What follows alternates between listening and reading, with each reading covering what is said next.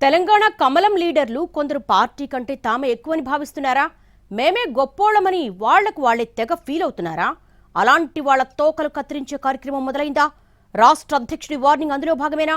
President warning work out అవుతుందా లేక ఆ తోకలు వంకరే అన్నట్టుగా మారిపోతుందా? టీజీ బీజేపీలో ఇంటర్నల్ గా జరుగుతున్నదేంటి? తెలంగాణలో కమలం కట్టుతప్పుతోంది.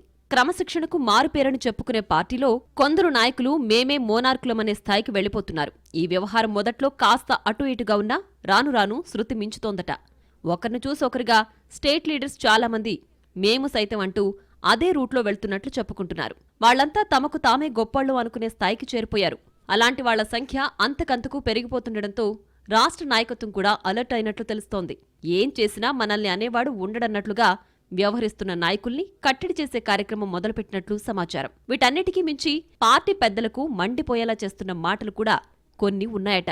మనం ఉన్నాం కాబట్టి రాష్ట్రంలో పార్టీ ఉంది, మనమే లేకపోతే అసలు స్టేట్ పార్టీ ఎక్కడంటూ కొందరు నాయకులు గప్పాలు కొడుతున్న విషయం ఢిల్లీకి కూడా తెలిసింది.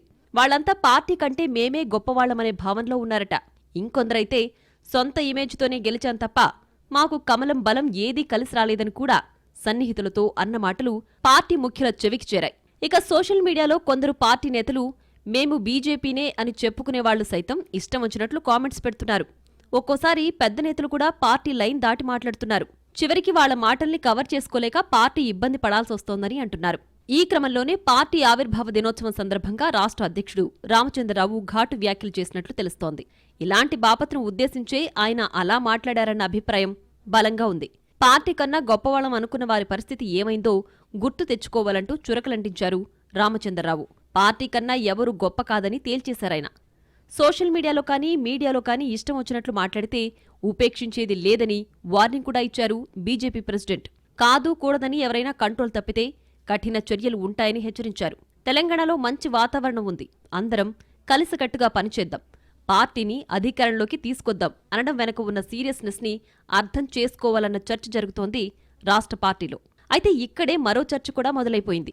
పార్టీ నుంచి ఎన్ని వార్నింగ్స్ వచ్చినా కొందరు మాత్రం తోక వంకర లెక్కనే వ్యవహరిస్తున్నారని, అలాంటి వాళ్లందరికీ అధ్యక్షుడు హెచ్చరికలు పనిచేస్తాయా లేక షరా మామూలుగానే జరిగిపోతుందా అన్న అనుమానాలు ఉన్నాయి కొందరికి. అయితే ఇక మీదట వాతావరణం గతంలోలాగా ఉండబోదని, వాళ్లు మారి పార్టీ లైన్లోకొస్తారా? వచ్చారు, లేదంటే గీత దాటి వాళ్ల మీద వేటు తప్పదని కూడా చెప్పుకుంటున్నారు. ఏది నిజమో ఎవరిది పైచేయి అవుతుందో త్వరలోనే చూస్తామన్నది క్యాడర్ అభిప్రాయం.